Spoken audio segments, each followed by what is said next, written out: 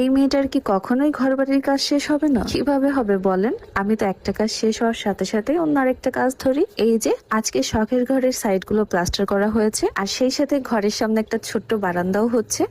আমার শখের ঘরটা দেখতে আগের থেকে বেশ সুন্দর লাগছে এখন। তো চলেন আজকের ভিডিওটা প্রথম থেকে শুরু করা যাক। আসসালামু আলাইকুম, কি অবস্থা সবাই কেমন আছেন? আমার ঘরের ড্রেসিং টেবিলের সামনে বসে যখন একটু সাজুগুজু করি, তো সেখানে খুব একটা আলো পায় না, তো কিভাবে কি করব বুঝতেই পারছিলাম না। তো পরবর্তীতে এই প্রোডাক্ট আমার চোখে পড়ে এন্ড আমি দেখার সাথে সাথে এটা নিয়ে নিয়েছি। এটাকে ফ্যান লাইট বলা হয়। আমি ইনস্টল করে আপনাদেরকে দেখাচ্ছি। TQIU ফেসবুক পেজ থেকে এই ফ্যান লাইটটা আমি নিয়েছি। এটা একদম রিং লাইটের মতো কাজ করে, মানে এত বেশি আলো হয়। আমি জাস্ট লাইট গুলো অফ করে দেখাচ্ছি। এই একটা লাইটের মধ্যেই 3টা কালার আছে, আর সুবিধা হলো সবকিছু রিমোট দিয়ে কন্ট্রোল করা যাচ্ছে। তবে শুধু লাইটই না, এটার সাথে কিন্তু ফ্যানও আছে। প্রোডাক্টটি যেহেতু ইলেকট্রিক লাইনে চলে, তাই প্রত্যেকটা জিনিসের স্পিড অনেক বেশি। আর এটা কিন্তু চায়না থেকে ইম্পোর্টেড একটা প্রোডাক্ট। আচ্ছা, এই প্রোডাক্টটি TQIU ফেসবুক পেজ থেকে অর্ডার করলে পাচ্ছেন 7 দিনের রিপ্লেসমেন্ট সহ 30 দিনের গ্যারান্টি আর 1 বছরের ওয়ারেন্টি কোন রকম ফিজিক্যাল ড্যামেজ ছাড়া। তাদের পেজ থেকে 10 তারিখের মধ্যে যদি প্রোডাক্টটি অর্ডার করেন তাহলে পেয়ে যাচ্ছেন বিশাল বড় ডিসকাউন্ট। আর প্রোডাক্টটি কিন্তু আসলেই খুবই ভালো, ভীষণই পছন্দ হয়েছে আমার। তো যাই হোক, TQIU ফেসবুক পেজটা আমার ডেসক্রিপশন বক্সে মেনশন করে দিয়েছি। তো যাই হোক, গতকাল তো শখের ঘরের সামনে ছোট্ট বারান্দার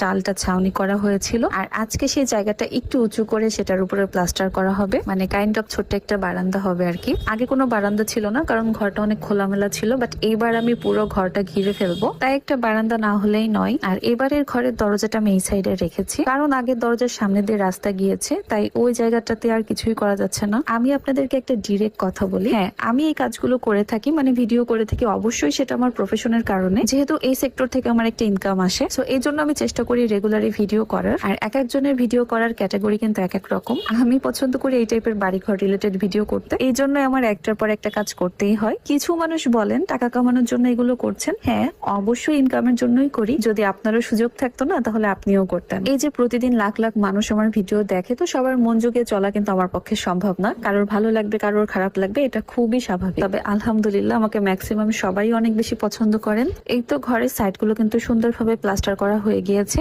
এখন আর বৃষ্টি হলেও কোনো সমস্যা হবে না, মানে মাটিগুলো ধুয়ে আর নষ্ট হবে না। আর বারান্দার জায়গাটুকুতে ইট বিছিয়ে সেটার উপরে প্লাস্টার করা হচ্ছে। আমি তো বসে বসে ওয়েট করছিলাম যে কখন প্লাস্টারের কাজটা করা হবে, কারণ ওইটা আমি নিজ হাতে করবো। সবটুকু না, বাট প্রথমটুকু। আর এবার পুরো প্লাস্টারের রঙই লাল দিয়েছি, যদিও বা কেন জানি না কিছুদিন পর সব রঙই ফ্যাকাশে হয়ে যায়, বাট এইরকম টকটকে লাল থাকলে কিন্তু দেখতে বেশ লাগতো। তো যাই হোক, অল্প একটু কাজ করেছি, এখন বাকিটা সব ভাইয়ারাই ফিনিশিং দিবে। ভাবছি ঘরের আশেপাশে কোথাও একটা চুলার জায়গা রাখবো, কারণ আগের বার হচ্ছে একটা চুলা নিয়ে আমি টানাটানি করতাম রান্না বান্না করার জন্য, কিন্তু এবার ফিক্সড করে একটা চুলা আশেপাশে করবো কোথাও, কারণ শীতের সময় রোদে বসে পিঠা বানাতে কিন্তু বেশ লাগে। শুধু পিঠা